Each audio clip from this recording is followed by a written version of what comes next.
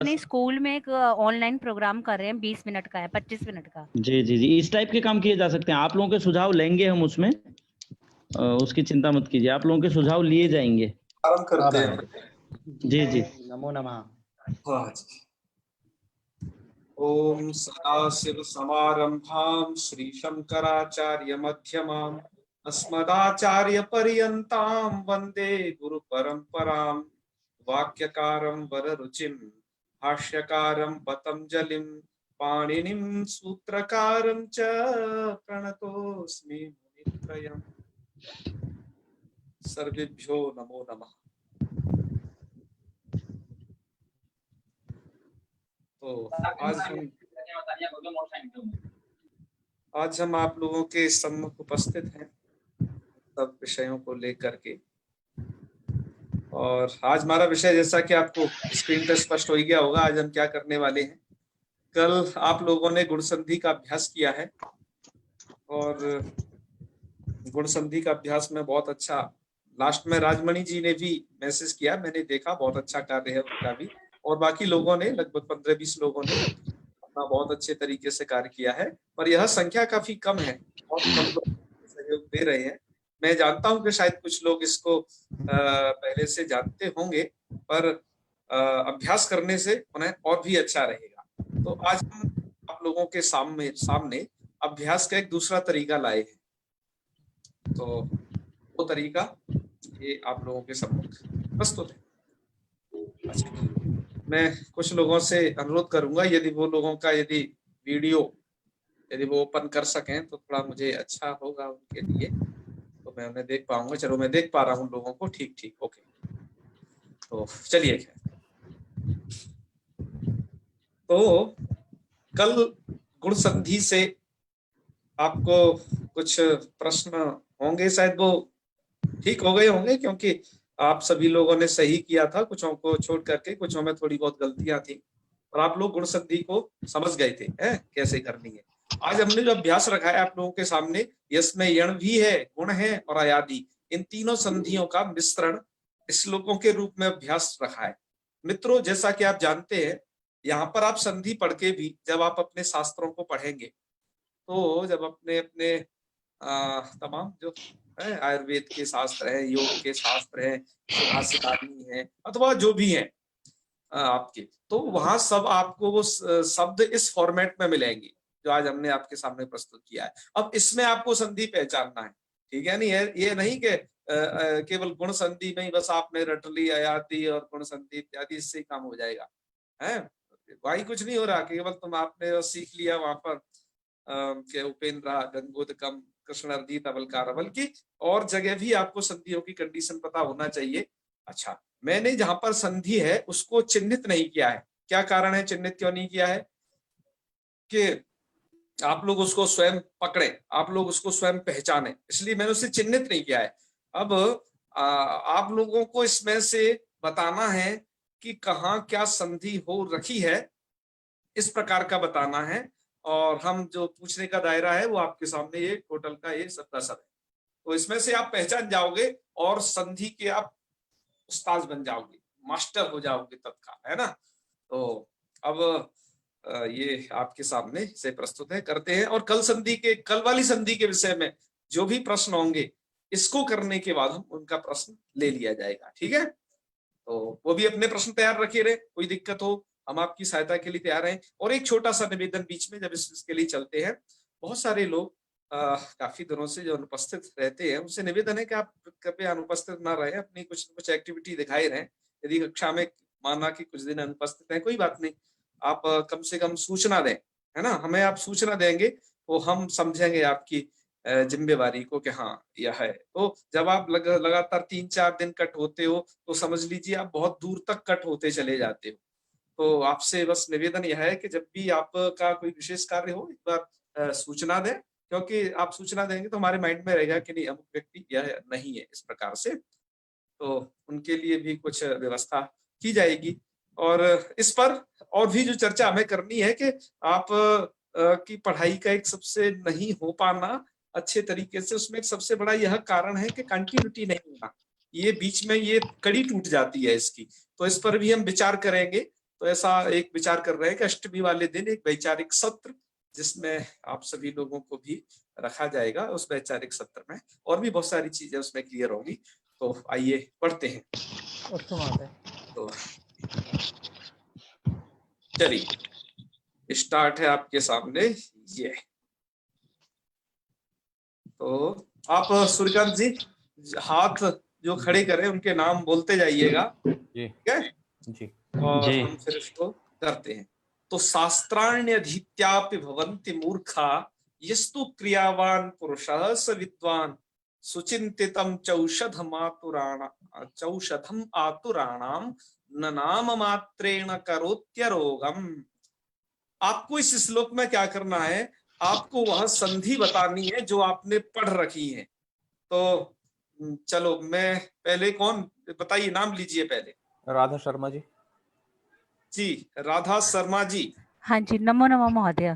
नमो नमः। आप इसमें संधि की स्थिति को कहाँ पकड़ पा रही हैं पहले वाले श्लोक? सबसे पहले वाले शब्द में यदि हम देखें तो यहाँ पर यण संधि है, शास्त्राणी, अधि, इति और अपि। बहुत अच्छे, यही है ना? हाँ जी, हाँ, शास्त्राणी और अधीत्य। हाँ अधीत्य, लेकिन मेरे को लगता है क्या अधि और इति भी हो सकता है? नहीं नहीं, वो आगे दूसरी है। अच्छा ठीक है, अपि, अधीत्य अपि है जी। वो आगे वाली जो संधि है ना, हाँ वो जी आगे पढ़ेंगे जी, जिसमें तो ठीक दीर्घ संधि, सवर्ण जी, दीर्घ संधि। हाँ जी, पर शास्त्राणी हाँ और अधीत, इसमें आपने जो ये सही पकड़ा है, ये यण संधि है। बहुत अच्छे, बहुत अच्छे, आपको बहुत बहुत साधुवाद, धन्यवाद महोदय। हाँ, आगे आगे नाम लीजिए। और संधि कहाँ है इसमें? राजमणि उपाध्याय जी। नमो नमः भ्राता। नमो नमः जी। राजमणि जी, अगली संधि बताइए इसमें। इसमें संधि तो दीर्घ संधि है, आकाशवर्ण दीर्घ, लेकिन उसने अभी हमने पढ़ा नहीं है। नहीं, वो कोई और बताइए, वो पढ़ी नहीं है, उसकी चर्चा अभी हम नहीं करना चाहते हैं क्योंकि एक श्लोक में कहीं आगे और बताइए, आगे भी है इस श्लोक में। गुण और यण कहाँ है? हाँ, अभी गुण यण ही बता दीजिए। करोति अरोगम। बहुत अच्छे, यही है वो संधि, है ना? हाँ जी। करोति प्लस अरोगम। आइए मित्रों, करोति अरोगम का यण कर दिया तो करोत्य अरोगम। अच्छा, इस श्लोक का अर्थ समझते हैं, फिर आप समझ जाओगे क्या है। तो शास्त्राण्यधीत्यापि भवन्ति मूर्खा, आपको इसका अर्थ याद है क्या? जो है, क्या नाम है आपका? राजमणि जी। हाँ जी भ्राता। अरे थोड़ा आप ही बता दीजिए, आप बढ़िया तरीके से बताते हो, थोड़ा बताइए, आप ही बताइए। बताइए इस श्लोक का। जी, आपकी आवाज कहाँ चली गई, बताइए। शायद कट रही होगी। अच्छा, अनम्यूट नहीं हुए हैं वो। कोई और बता सकते हैं? शास्त्राणी। अभी कर रहे हैं, प्रयास कर रहे हैं। हरिओम। हाँ बताइए, जी, बताइए, बोलिए। अब आ रही है। शास्त्राणी अधीत्यापि भवन्ति मूर्खाः। हाँ, शास्त्र पढ़ करके भी लोग मूर्ख होते हैं। क्यों? शास्त्र पढ़ के कोई कैसे मूर्ख हो जाएगा? आगे की लाइन बताते हैं। अच्छा अच्छा। यस्तु क्रियावान पुरुषः स विद्वान। हाँ जिसकी क्रिया सम्यक हो हाँ, वही विद्वान कहलाएगा, परंतु यदि क्रिया सही नहीं है और शास्त्रों का अध्ययन कर रहा है हाँ, फिर भी वो मूर्ख ही मूर्ख रहेगा। क्यों? शास्त्र के अध्ययन से कैसे? और क्रिया का मतलब क्या है? क्रिया का मतलब है शास्त्रों को पढ़ने के पश्चात उसका जो अनुप्रयोग है वो सही हाँ। दिशा में होना चाहिए। अच्छा अच्छा। शास्त्र पढ़ने के बाद यदि प्रयोग उसका सही दिशा और दशा में नहीं है तो विद्वत्ता की संज्ञा उस व्यक्ति को नहीं दी जा सकती है। अच्छा, क्रियावान से क्या मतलब है? क्रियावान, क्रियावान का मतलब है उसकी जो गति है वो गति सम्यक हो, ये यहाँ पे अर्थ लिया जा रहा है। हाँ, बिल्कुल। क्रियावान का यहाँ पर अर्थ है कि जो उसने पढ़ा है उसको क्रिया में भी करे, अर्थात उसे आचरण में भी उतारे, आचरण में लाए। आगे नीचे वाली लाइन से इसका स्पष्ट अर्थ हो जाएगा। नीचे वाला दृष्टांत है। सुचिंतितम च औषधम आतुराणाम न नाम मात्रेण करोति आरोगम। कहते हैं कि सुचिंतितम च औषधम आतुराणाम, यदि कोई रोगी है, आतुर व्यक्ति है, रोगी है, जी जी। केवल उसके औषधि के चिंतन मात्र से, हाँ नाम मात्र के चिंतन से उसके रोग का निवारण नहीं हो जाता, हाँ जबकि रोग के अनुसार उसे उचित औषधि ग्रहण करने पर ही उसके रोग का निवारण होता है। ठीक उसी प्रकार से शास्त्रों को अधीत करने के पश्चात यदि उनका सम्यक दशा और दिशा में यदि अनुप्रयोग हम करें, तभी हमें विद्वत्ता की संज्ञा या विद्वान हम हो सकते हैं। शास्त्र पढ़ लिया और उसकी गति हम क्रिया के रूप में नहीं कर रहे हैं, इम्प्लीमेंट नहीं कर रहे हैं, तो हम विद्वान नहीं हो सकते। हाँ हाँ हाँ हाँ। और बहुत अच्छे, वाह भाई वाह, आपने तो आनंद कर दिया, क्या बात है। चलिए, तो आप इसका समझ गए होंगे इस श्लोक का अर्थ, अन्य लोग भी। शास्त्राणि अधीत्यापि भवन्ति मूर्खा। शास्त्राणि अर्थात आपने बहुत सारे शास्त्र यदि पढ़ लिए हैं, अधीत्यापि, तो भी आप मूर्ख कहलाओगे। क्यों कहलाएंगे जी? क्योंकि यस्तु क्रियावान पुरुषः स विद्वान। क्योंकि शास्त्र पढ़ के उसके क्रिया करनी पड़ती है, उसे व्यवहार में लाना पड़ता है, वही पुरुष को विद्वान कहा माना जाता है। क्या कैसे? कि जैसे देखिएगा, सुचिंतितम चौषधम आतुराणाम। एक रोगी है, ठीक है ना, और वह रोगी क्या है? अच्छी अच्छी दवाइयां जानता है, अच्छी अच्छी दवाइयां जानता है, वो हर चीज की उसे दवा मालूम है, पर वो दवाई जानता है, खाता नहीं है उसे जानता है बस, उसे खाता पीता नहीं है। तो अब एक आप बात बताइए, क्या वो जानने मात्र से उसके रोग दूर हो जाएगा क्या? है ना, नहीं हो सकता। तो दवाइयों के बारे में जाने रहो, उसे खाओ ना, ऐसे ही शास्त्र पढ़े रहो, शास्त्र पढ़ के आचरण में न उतारो तो क्या मतलब है? शास्त्रों में लिखा है सत्यम वद धर्मम चर, सत्य बोलो, धर्म का आचरण करो, है, सुराम न पिबेत, ये बहुत सारी बात शास्त्र में लिखी है। अब बस उन्हें पढ़ा है, अरे शास्त्र में ये लिखा है, वो लिखा है, तमाम, अरे वहां लिखा क्या, तुम कितना आचरण उससे कर कितना रहे हो। तो ये श्लोक ये बताता है, न नाम मात्रेण, न नाम मात्रेण का मतलब नाम ग्रहण करने मात्र से वो करोति अरोगम, औषधि उसको अरोग नहीं बनाती। तो शायद आप इसे समझ गए होंगे। तो आज हमने सोचा कि आपको व्याकरण की ज्ञान गंगा से साहित्य की ज्ञान गंगा में कुछ ले जाते हैं, क्योंकि आप कुछ है उसमें आपको लग रहा होगा, अरे क्या क्या पढ़ रहे हैं, कैसी कैसी बातें, र प्रत्याहार जैसी बातें पढ़ रहे हैं जो कभी नहीं सुनी है।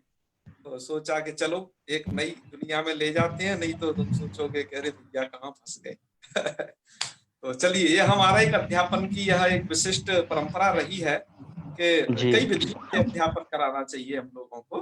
तो एक अब हम इस दूसरी विधि की तरफ बढ़े। चलिए, अभी अब एक बिना श्लोक हाथ वालों से पूछेंगे अब है? अब बिना हाथ के पूछेंगे, मैं पूछता हूँ, आप पूछिए, बोलिए। बिल्कुल बिल्कुल।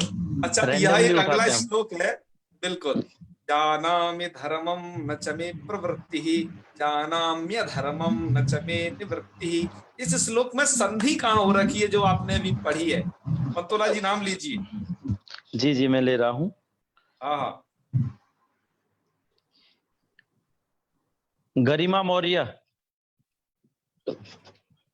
गरिमा मौर्य।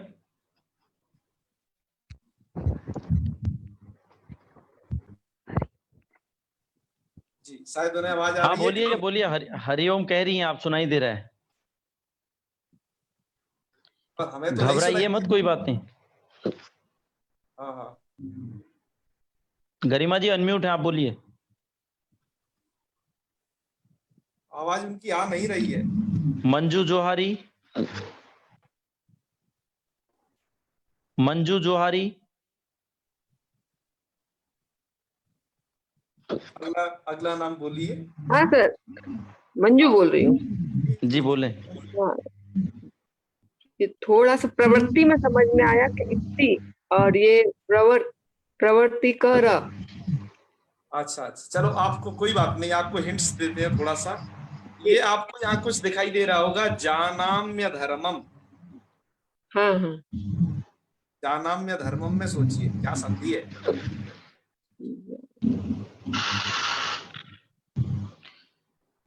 वही हमने नहीं, सबसे पहली संधि पढ़ी है, संधि में सबसे पहली संधि है यहाँ पर। विचार करिए सबसे पहली संधि कौन सी पढ़ी थी हमने? अच्छी पढ़ी थी। अच संधि तो पढ़ी थी, उसके अंतर्गत एक और संधि, मतलब जो अच संधि में सबसे पहली वाली, सबसे फर्स्ट यण संधि। वाह, आपने बता दिया, यहाँ पर यण संधि है। अरे वाह, जय हो, बहुत बढ़िया। तो यहाँ पर यण संधि है, जानाम या धर्मम। बहुत अच्छे, बहुत अच्छे। तो यण संधि है तो क्या इसका होगा संधि विच्छेद? ये देखो, यह होगा जानामी, ठीक है जी। और फिर आगे होगा अधर्मम। हाँ जी, क्या हाँ होगा? जानामी और अधर्मम। अब ई के बाद आ है, जानामी अधर्म नहीं, ई के बाद आ है तो यण कर देना आप, ठीक है ना? जी जी जी। तो क्या बन जाएगा? जानाम्य धर्मम जी। निवृत्ति। बहुत अच्छे, आपका बहुत बहुत धन्यवाद, बहुत बढ़िया। चलिए, हाँ हाँ हाँ, अब इसका श्लोक का अर्थ भी समझ लेते हैं, क्योंकि हम इसको केवल संधि जानने के लिए नहीं पढ़ रहे हैं, इनको सुभाषित आनी है ये सब के सब, ये इनका क्या क्या मतलब है भी सब जानते जाओ साथ ही साथ। जानामि धर्मम न च मे प्रवृत्ति ही। देखो, दुर्योधन कह रहा है महाभारत में कि जानामि धर्मम, कि मैं धर्म को तो जानता हूं। अब झगड़ा था ना आपस में बंटवारे का और सब महाभारत वाला, वो कह रहा है जानामि धर्मम न च मे प्रवृत्ति, मैं धर्म को जानता हूं लेकिन मेरी प्रवृत्ति नहीं हो रही है फिर भी धर्म में। और जानामि अधर्मम न च मे निवृत्ति, अब मुझे मैं पता है कि अधर्म कर रहा हूं, कि मैं सूच्याग्रम नैव दास्यामि बिना युद्धेन केशव। ये मैं जो कह रहा हूं, उसने कहा कि बिना सुई के नोक के बराबर भी हिस्सा मैं जमीन से नहीं देने वाला, ये भी मैं जानता हूं, है ना? बिना युद्ध के नहीं देने वाला। तो जानामि अधर्मम, यह धर्म का भी मुझे ज्ञान है। न च मे निवृत्ति ही, लेकिन मेरी निवृत्ति नहीं हो पा रही है। क्यों? यहाँ पर हमने आधा ही श्लोक लिखा है, क्योंकि आधे में ही संधि थी, आधा छोड़ दिया है, उसको सुन लीजिए। आगे वो कहता है दुर्योधन, केनापि देवेन हृदय स्थितेन यथा नियुक्तोस्मि तथा करोमि। केनापि देवेन हृदय स्थितेन, हृदय मतलब हृदय में स्थित है कोई देवता, ठीक है ना? तो यथा नियुक्तोस्मि तथा करोमि, वो जैसा नियुक्त करते जाते हैं मैं वैसा करता जाता हूं। इसका मतलब दुर्योधन को भी पता है यार मैं करता नहीं, करने वाला कोई और है ना? हृदय से अर्जुन तिष्ठति यंत्रारूढ़ानि माया, जो गीता में कहा गया है कि बस आप तो ट्रैक्टर हो, ट्रैक्टर का ड्राइवर कोई और है। तो यही कह रहा है, केनापि देवेन हृदय स्थितेन, दुर्योधन यही कह रहा है कि कोई देवता हृदय में स्थित है, वो जैसा नियुक्त करता जा रहा है वो मैं करता जा रहा हूँ। बताइए, ऐसी भी बात है। तो खैर आपने समझ लिया होगा। अब आइए, अब स्टार्ट है कुछ बातें। तो अगला है परोपदेशे पांडित्यम सर्वेषां शुकरम नृणाम। इसमें आप थोड़ा अब संधि बताइएगा। पंतोला जी नाम लीजिए। जी जी ले रहा हूँ। परोपदेशे पांडित्यम सर्वेषां शुकरम नृणाम धर्मे स्वीयमनुष्ठानं कस्यचित् सुमहात्मनः। संदीप कुमार जी। हेलो। हाँ जी बोलिए। हेलो भाई साहब, प्रणाम संदीप। हाँ जी संदीप जी, हर हर महादेव। हेलो। बस आप यह बताइए। इसमें सारी इसमें जी जी जी इसमें यड़ संधि है पांडित्य में। कहाँ पर? हेलो, पांडित्य में, पांडित्यम में। पांडित्य में यण संधि है तो विच्छेद करके दिखाइएगा थोड़ा सा इसमें। हाँ,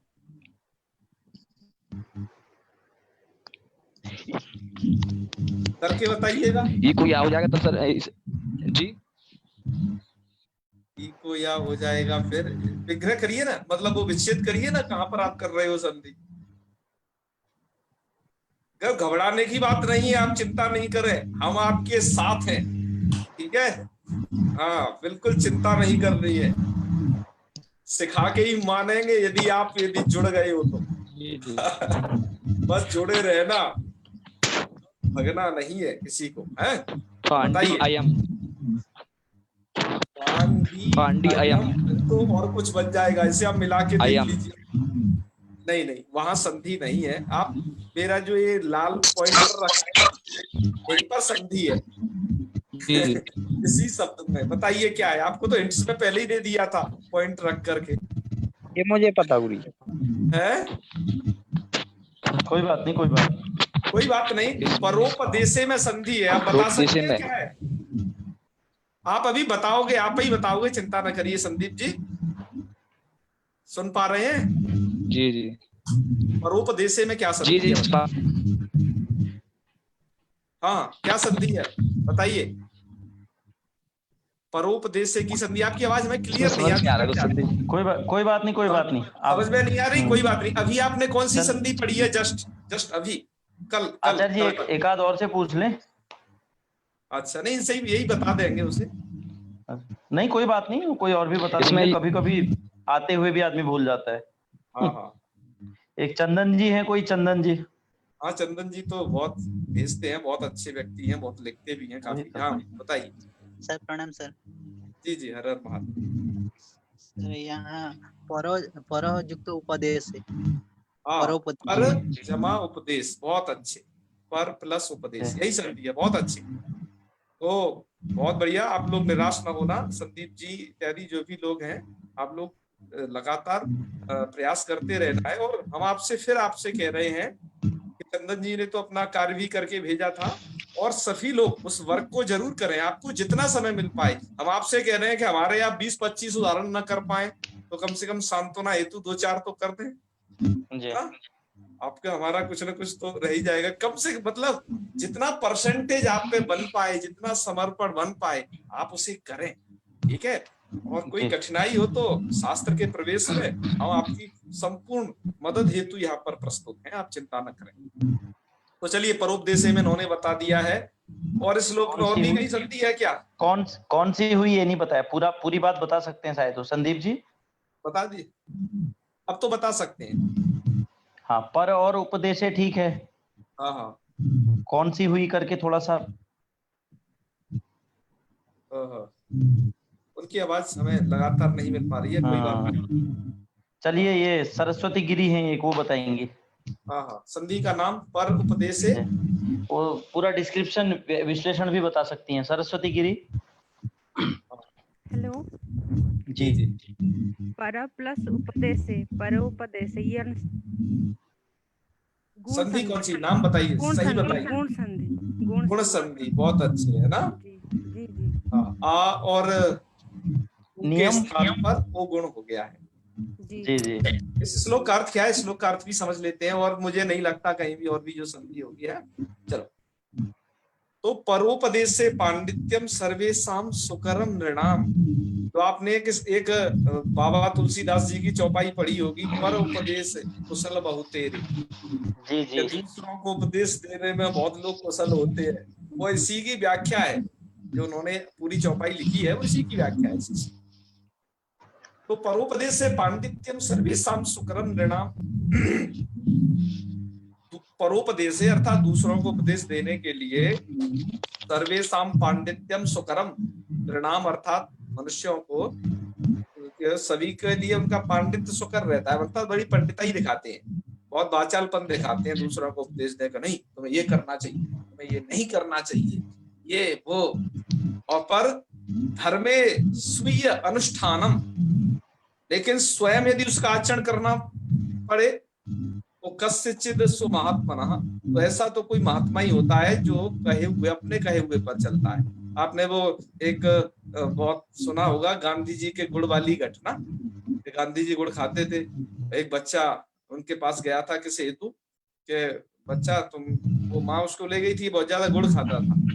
तो वहां पर गांधी जी ने कहा, सर बच्चा तुम 3 दिन बाद आओ, हम तुम्हें 3 दिन बाद बताएंगे कि तुम्हारा गुड़ कैसे छूट सकता है। तो गांधी जी ने पहले अपना गुड़ छोड़ा, और जब वो बच्चा आया तो कहा कि देखो बच्चा, गुड़ खाना अच्छी बात नहीं है, ज्यादा गुड़ नहीं खाना चाहिए। तो उसकी माँ ने पूछा, ये बात तो आप 3 दिन पहले ही बता सकते थे कि ज्यादा गुड़ नहीं खाना चाहिए, तो आप आज बता रहे हो इस बात को, ये शब्द तो पहले भी कह सकते थे। तो उन्होंने कहा, पहले मैं भी खाता था और मैंने छोड़ा अतः इसको खा। तो क्या कहने का मतलब है, कहने का सार ये है कि दूसरों को बहुत ज्यादा उपदेश देना ठीक है, अच्छी बात है, देना चाहिए, पर आप उस पर कितना अमल कर पा रहे हो।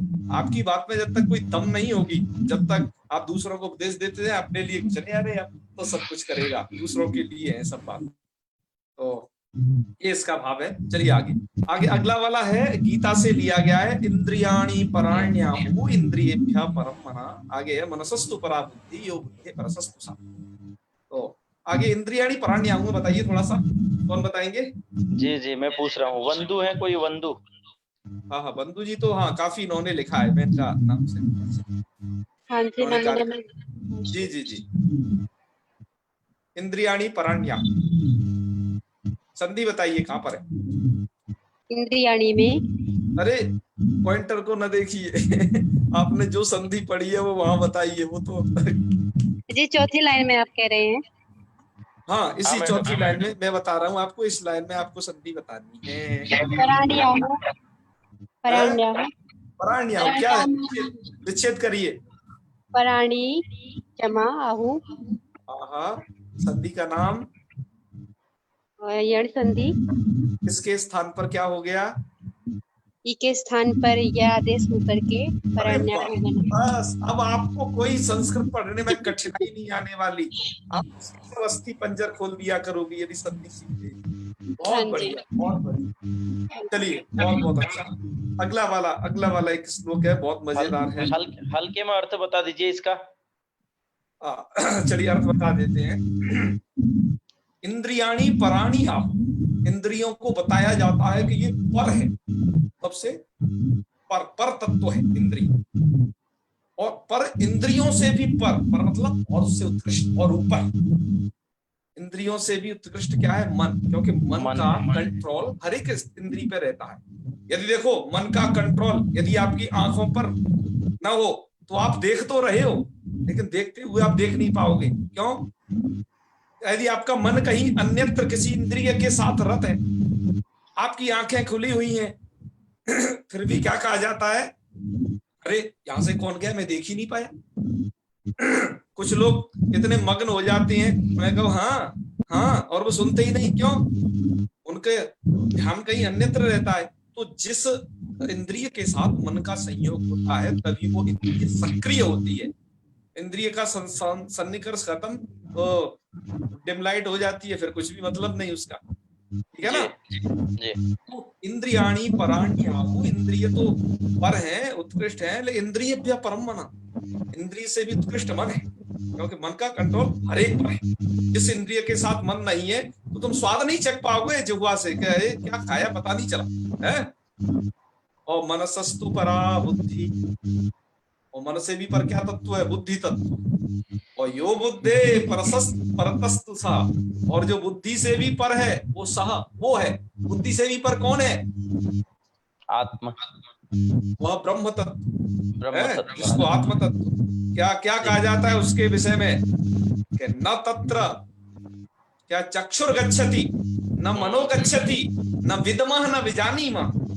ना वहां पर चक्षु जा सकता है, न मन जा सकता है, न कोई इंद्रिय जा सकती है, बुद्धि भी नहीं जा सकती।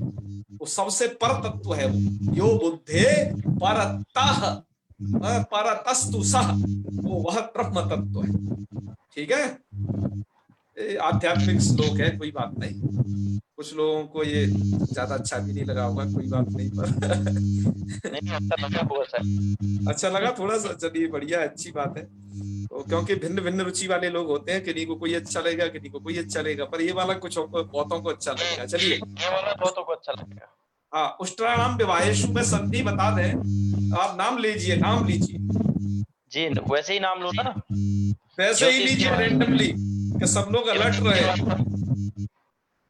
क्योंकि हमारे ज्ञान यज्ञ में कोई छूट जाए ऐसा कैसे हो सकता है। ज्योति श्रीवास्तव, हाँ ज्योति श्रीवास्तव जी तो बता देंगे, वो तो हमें काफी बेइज्जती रहती है, फिर भी बताने दीजिए, इसीलिए तो बताना है।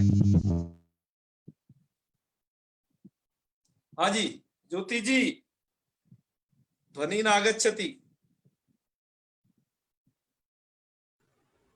शायद पानी पीने चली गई। अगला नाम लीजिए किसी का। मैं ले लेता हूँ। मैं वो ललित जी का शायद बहुत अजीब सा टाइप से आवाज आ रहा था तो मैंने म्यूट कर अच्छा अच्छा, जी जी, दिया। आशुतोष तिवारी जी। हाँ ठीक ठीक। आशुतोष जी सुन पा रहे हैं? सर नमो नमः। हाँ नमो नमः। इसमें संधि बतानी है, हमने जो विवाह पढ़ा चुके हैं इस पूरे विवाह श्लोक में हेतु कहीं भी हो सकता संधि है। हाँ, इसमें आप संधि ढूंढ दो जल्दी से। विवाह हेतु में संधि को क्यों वहां कोई संधि अंधि मत करो, वहां तो कुछ अन्य कार्य है, ठीक है। विवाह हेतु को मत जाओ। अब आप दूसरा बताइए। गायन्ति गायन्ति। हाँ, आप ही पहुंच तो रहे हैं कुछ। अरे वाह, क्या बात है, बता दीजिए। यही है संधि गायन्ति, आप सही पकड़े। ज्ञान संधि है। ज्ञान संधि है। थोड़ा संधि विच्छेद करके दिखाइए इस गायन्ति का।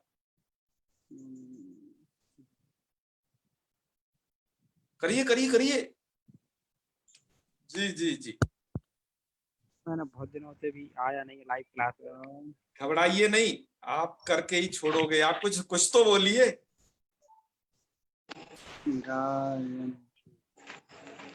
नहीं पकड़ पा रहे, कोई बात नहीं, कोई बात नहीं। अभी अगला नाम ले लीजिए फटाफट जब तक। जी आप यहाँ तक तो पहुंचे, शिवांगी- ये बहुत अच्छा है आपके लिए, ठीक शिवांगी है ना? दीक्षित जी। हाँ शिवांगी जी, गायन्ती में संधि विच्छेद करें।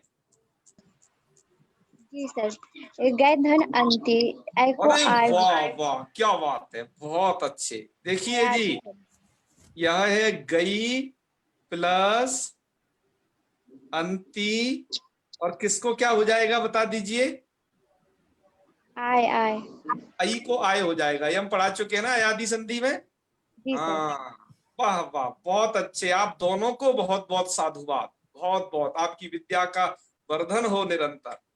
चलिए, तो इसका अर्थ क्या है इस श्लोक का? और मुझे नहीं लगता और कहीं हो, और आप लोगों को लगे तो ढूंढना बताना। और है इस श्लोक का अर्थ है उष्ट्राणाम विवाहेषु गीतम गायन्ति गर्दभा। ऊंटों की शादी हो रही थी। ऊंट जानते हो ना, उष्ट, कैमल जी। उनकी शादी हो रही थी, और शादी में गीत गाने के लिए गधे पहुंचे। गीतम गायन्ति गर्दभा, गीत गाने के लिए कौन पहुंचे? गर्दभा मतलब गधे पहुंचे, है ना। गीतम गायन्ति, गायन्ति मतलब गाना। और वो क्या? परस्परम प्रशंसन्ति, एक दूसरे की प्रशंसा कर रहे हैं। क्या कह रहे हैं? अहो रूपम, गधा कह रहा है ऊंट से अहो रूपम। कितना बढ़िया रूप है तुम्हारा, है। और ऊंट क्या कह रहे हैं गधों से? अहो ध्वनि। वो कह रहे थे कितनी बढ़िया स्वर है।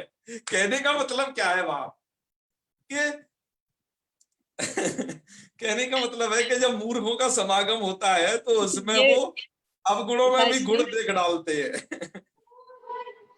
ठीक है ना? हाँ, कोई कुछ बीच में बोल रहे थे, क्या कुछ दिक्कत है? ये हमारे गुरुजी हैं जो व्याकरण पढ़ाते हैं शास्त्री में, तो बड़ा सुनाते थे, इतना हंसते थे, हंसाते थे। हाँ हाँ हाँ, चलिए, बहुत अच्छा, बहुत अच्छा। तो हाँ जी, प्रतिभा पांडे जी। जी जी, प्रणाम गुरुजी। महादेव, क्या बताइए बताइए जी। अगले में हाँ, न धन अति धन उच्च शिखर। हाँ, न अति उच्च शिखर, है ना।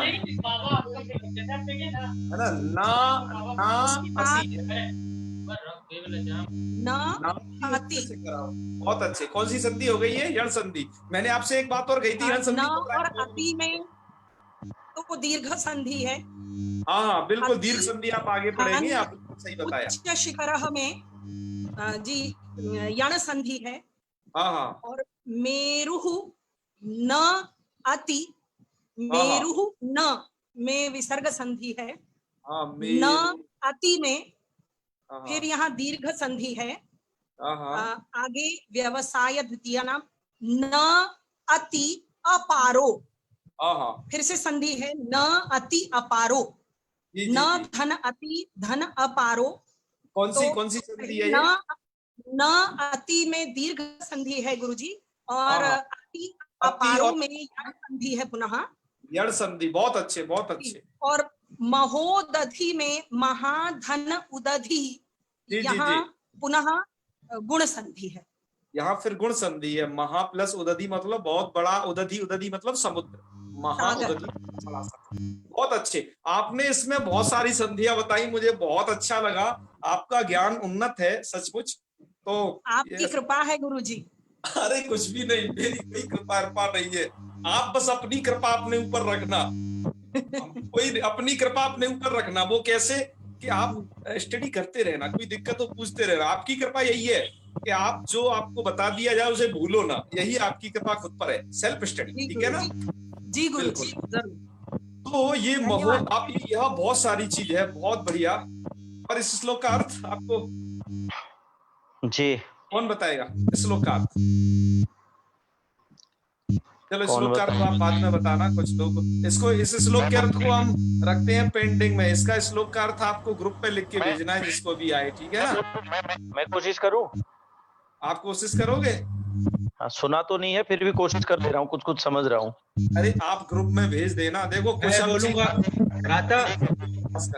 राता मैं बोलूं? राजमणि योगी बोलेगा, बोल। राजमणि जी आप बोलोगे? हाँ जी भ्राता, बोलूंगा मैं। बोल फटाफट बोल। ऐसा है, अब आप इसको ग्रुप में लिख के भेज देना, जिनको आता हो, और लोगों का भी परीक्षण हो जाएगा, तमाम लोगों का, ठीक है ना? वैसे आप आज्ञा दें तो मैं बता सकता हूँ इसका। अब क्या समय हो जाएगा ना, ज्यादा व्याख्या करी तो, और भी दो चलिए, श्लोक ठीक और है। बचे, उनकी शक्ति और ढूंढ लें। अरे राजा लिख के भेज देना। हाँ, ग्रुप में भेज देना लिख करके। आजकल वैसे कुछ यार छोड़ भी देते हैं, क्योंकि हर चीज यदि आपको बता देंगे तो आप मेहनत नहीं करोगे ना, बिल्कुल। तो थोड़ी आप लोगों की मेहनत के लिए भी छोड़ा जाता है, क्योंकि कुछ लोग इसमें ऐसे भी जुड़े हैं ना, जो पंडित प्रकांड हैं, ऐसे भी विद्वान जुड़े हैं, तो उनके लिए भी कुछ ऐसी चीज छोड़नी चाहिए कि वो अपनी इस पर जो है कुछ कारीगरी आजमाएं। चलिए आगे चलते हैं। आगे है सुखम सेते सत्यवक्ता, सुखम सेते सत्यवक्ता और सुखम सेते मितव्ययी इतभुक मितभुक चैव तथैव विजितेन्द्रिय। इसमें कोई संधि है,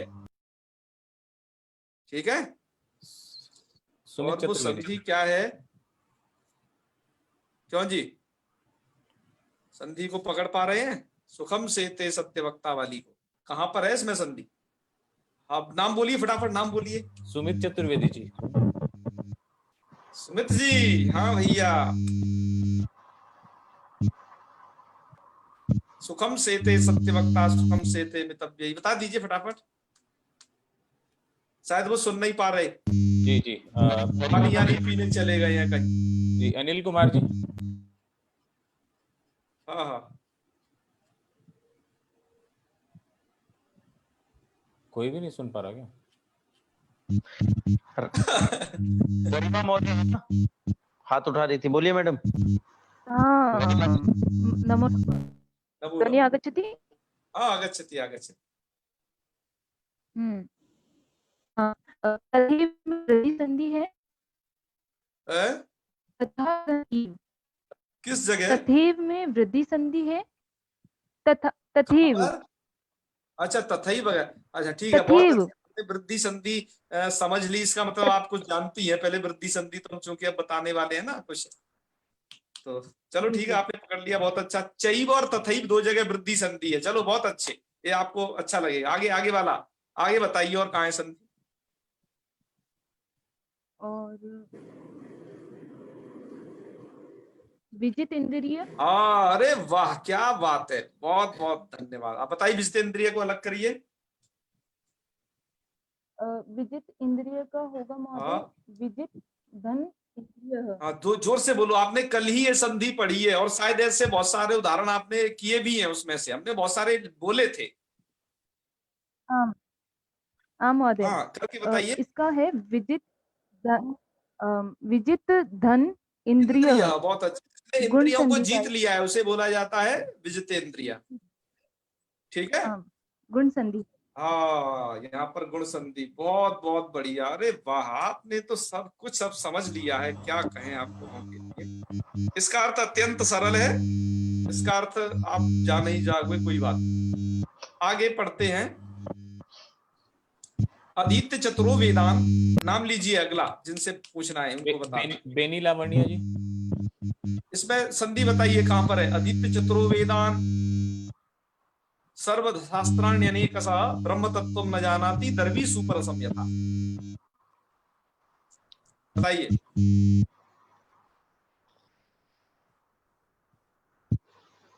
आवाज नहीं आ रही, एक बार फिर से दूसरा नाम उच्चारण करिए। दिलीप शर्मा जी।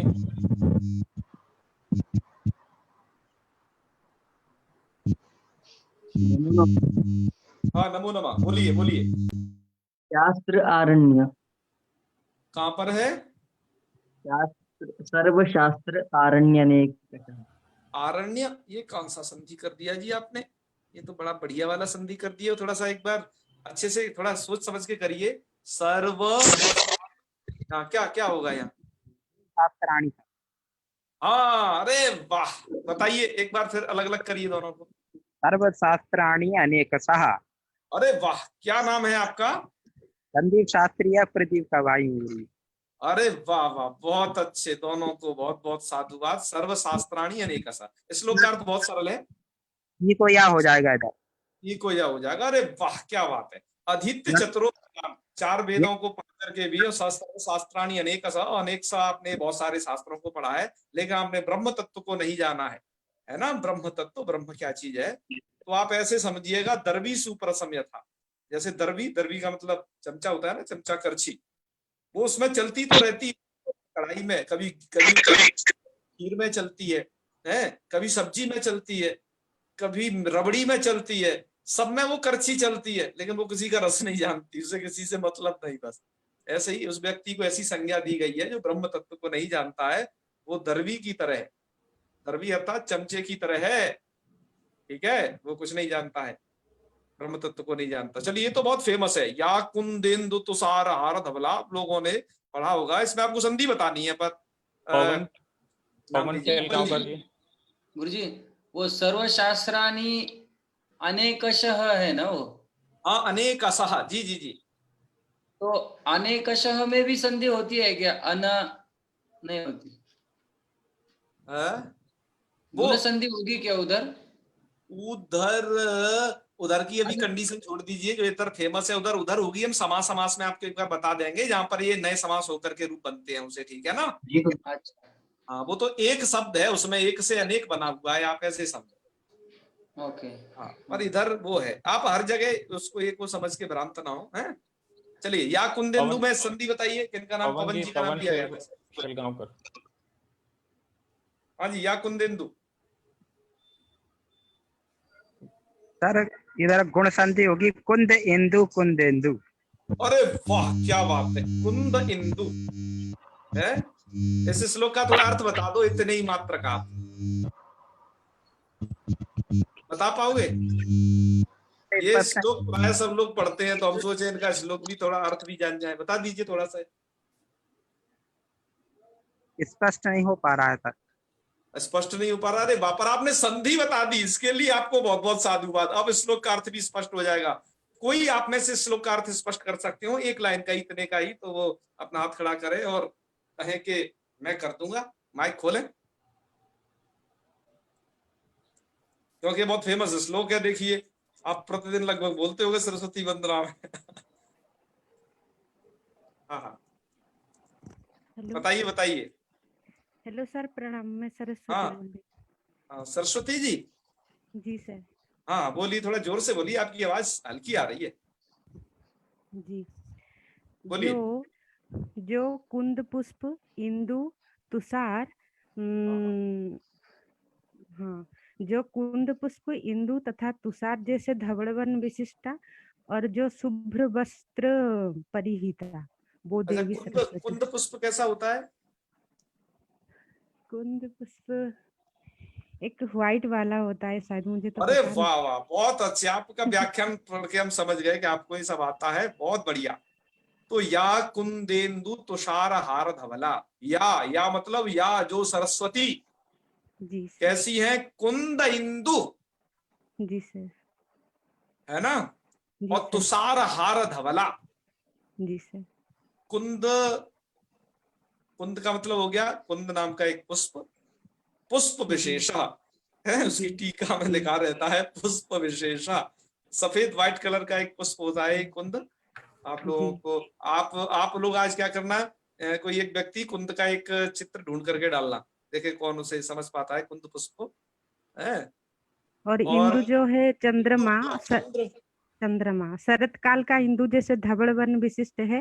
हाँ, और तुषार, तुषार का मतलब हो गया ये पाला, ये पाला भी तो सफेद होता है ना, ये सब चीज सफेद है। कुंद, इंदु, तुषार। जी सर। है ना जी। उनके हार, उसका ऐसा धवल है और शुभ्र वस्त्रों से अर्थात श्वेत वस्त्रों से आवृत है। सरस्वती जी का ध्यान किया है वो कैसी कैसी है तो इस श्लोक में। चलो पूरे श्लोक का अर्थ तो आप देख ही लोगे, अब तो क्या बात है। अगला देखिए, अब लास्ट वाला जी, कश्चिद किमपि नो हरणीयम। इसमें पूरे यह आपके सामने प्रस्तुत है, इसमें संधि बतानी है, नाम बताइए। प्रतिका माखीजा जी। हाँ, बताइए कहां पर संधि है इस पूरे में। आपने पढ़ रखी है, हमने वही इसमें बताई है, बदल रखी है जो आपने पढ़ रखी है, ठीक है ना।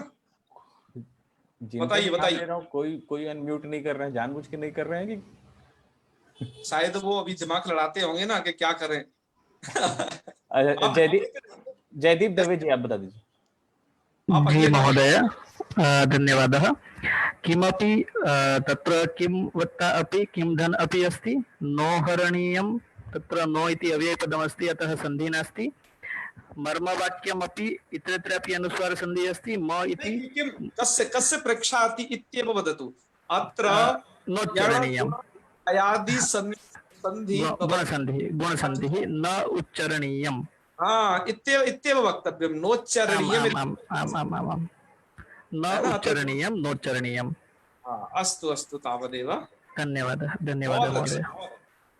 साधुवाद। तो इस श्लोक का अर्थ ये है, इस श्लोक का अर्थ करके आज समापन करते हैं। आप लोग समझ गए होंगे, आप लोग कैसे ढूंढ पाओगे। हमने आपको एक विधा, एक दिशा दिखाई है। अब आप लोगों के पर ऊपर निर्भर है कि आप कैसे जाकर के शास्त्र में देख पाते हो, अलग कर पाते हो। हमने एक तरीका आपको बताया कि आप ऐसे ढूंढ पाओगे अब आराम से, है ना, और अर्थ कर पाओगे। क्या इस श्लोक का अर्थ समझते हैं? कस्यचिद किमपि नो हरणीयम, कस्यचिद किसी का भी, किमपि नो हरणीयम, आपको कुछ हरण नहीं करना चाहिए। हरणीय मतलब हरना मतलब चुराना। और मर्म वाक्यमपि नोच्चरणीयम, मर्म वाक्य भी आपको उच्चारण नहीं करने चाहिए। मर्म वाक्य का मतलब उसके कोई रहस्य, उसकी गुप्त चीजें आप दूसरों को बताते फिरो, है, ऐसी चीजें नहीं बतानी चाहिए। मर्म वाक्यमपि नोच्चरणीयम, तो यही गुण संधि थी, ये गुण संधि के उदाहरण था इसलिए रखा है।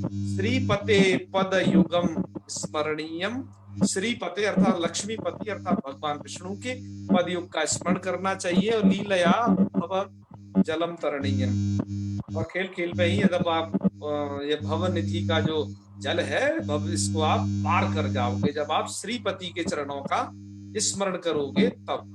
तो आज हमारी संधि यही थी, आप लोग अब इसको समझ गए होंगे संधि को। और यदि आपको अब कल की संधि से कोई प्रश्न हो, प्रतिभा जी आप कुछ कल प्रश्न पूछ रही थी, उससे पूरा कर लीजिए। कल समय का अभाव होने के कारण हम आपसे उत्तर नहीं कर पाए थे ज्यादा।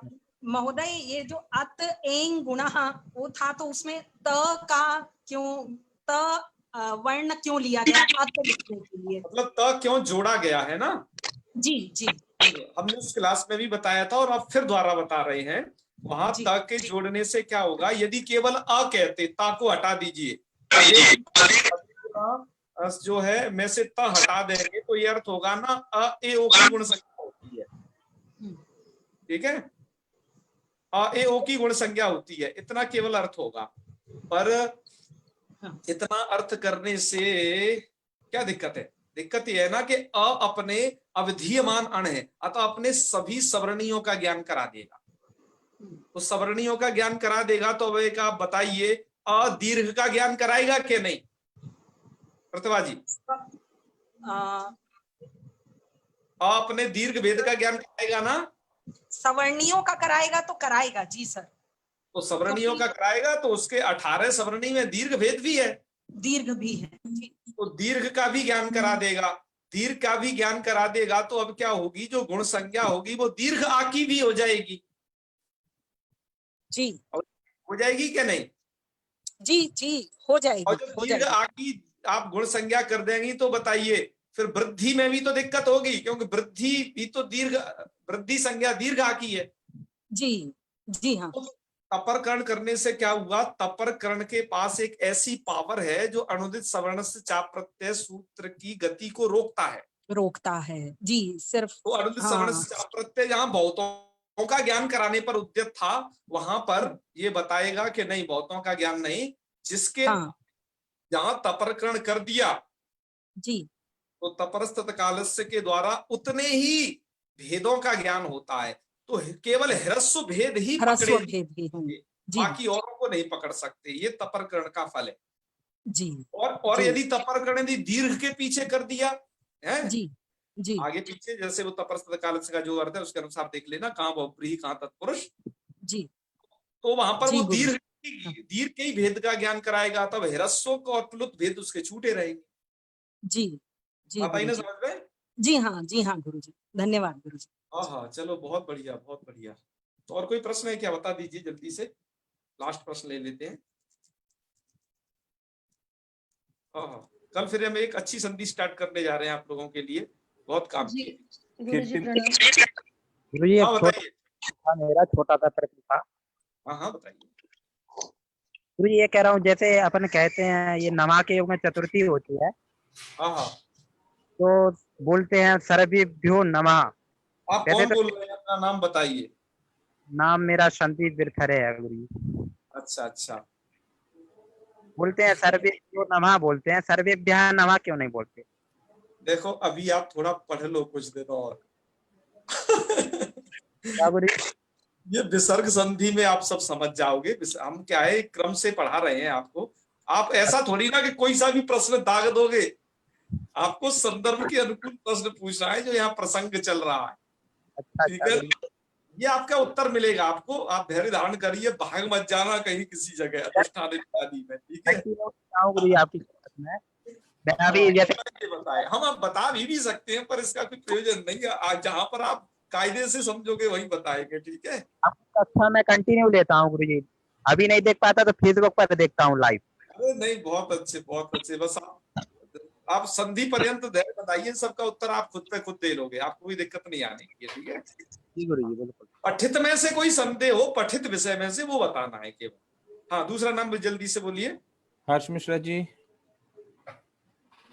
जी गुरुदेव, अभी जो आपने स्लाइड दिखाई उसमें एक शब्द था ना, मर्म वाक्यमपि रोचरणी, तो जी वो मर्म वाक्यमपि में वो क्यपि जो है तो मर्म वाकी धन अमपि नहीं होगा क्या संधि, यड़ संधि? नहीं आप हर जगह आपको देख के वो शब्द लगे ना वाक्य, आप हर जगह या को देख के मत समझ जाना कि यड़ संधि है, वो एक शब्दों की कंडीशन देखना वहां पर। ठीक है ना, वहां पे बिल्कुल आप संस्कृत क्षेत्र में हम इस प्रकार से ही आपको तैयारी कराएंगे, आप चिंता नहीं करें। शास्त्रों से तमाम उदाहरण आपके सम्मुख रखेंगे जिससे आप स्वयं पकड़ो कि संधि कहाँ है। यही तरीका होता है इसको संधि को जानने का। ठीक है, तो फिर आज की कक्षा का यही समापन करते हैं शांति मंत्र के साथ। गुरुजी मेरी एक शंका है। अच्छा बता दीजिए। जी हमने कल जो संधि के भेजे थे प्रश्न, उनमें उमेश या रमेश ऐसी जो भी संधि थी, तो उसमें उमा धन ईश ऐसा कैसे होगा, मतलब अब ऐसा कैसे आएगा? बिल्कुल, अब उसमें क्या है, बिल्कुल मैं आपको फिर बता दूं, आपको शब्द की प्रकृति समझनी पड़ेगी। जैसे आप ये बताइए उमा शब्द होता है या उम शब्द होता है? शब्द तो उमा ही होता है, पर मतलब इसलिए देखो, पर गुण संधि दोनों कंडीशन में हो सकती है, ह्रस्व में भी और वो ह्रस्व आ में भी और दीर्घ आ में भी जी। पर ऐसी जगह आपको क्या करना है, मैंने कहा शब्द कैसा है स्वभावता, उमा शब्द है आकारांत, अतः वो पकड़ना है आपको। ऐसे ही रमा होता है या रम होता है, बताइए? रमा होता है। रमा होता है, तो आप ऐसी जगह विवेक अपना यह यूज करना है कि अच्छा ये शब्द क्या है, मूल रूप से ये शब्द क्या है, तब उसको संधि वैसे करने से संधि तो आपने ठीक कर ली, शब्द गलत कर दिया, उसका कोई मतलब नहीं रहेगा। जी जी। ठीक है ना? और पता चला एक ना? शंका थी हाँ बताइए। कि ये जो बाद में हम संधि विग्रह करते हैं तो जो ई आता है या ऊ आता है वो ह्रस्व आएगा या दीर्घ ई आएगा, वो भी कुछ गड़बड़ हो रही है, पता नहीं चल रहा है। इधर परे वाली स्थिति है ना? हाँ। चलो कोई बात नहीं, वह आपको ऐसी अभ्यास से ही पता चलेगी। मैंने आपको बताया शब्द की मूल प्रकृति आपको पता तो वो होनी शब्द की प्रकृति पर ही पता चलेगा। बिल्कुल बिल्कुल ठीक है। समय मेरा हो भी रहा है, एक प्रश्न है, बस एक छोटा सा। और कर दे, 7:45 बज गए, बस एक छोटा सा है, बिल्कुल एंड हो जाएगी, बीच में ही मीटिंग एंड हो जाएगी, अथवा समाप्त कर लेते हैं कल। अगली क्लास में अच्छा, रहती है ना, इसलिए और एक टाइम लिमिट है, आप समझिए। ओम सर्वे भवन्तु सुखिनः, सर्वे सन्तु निरामयाः, सर्वे भद्राणि पश्यन्तु, मा कश्चित् दुःखभाग् भवेत्। ओम शांति शांति शांति। सर्वेभ्यो नमो नमः।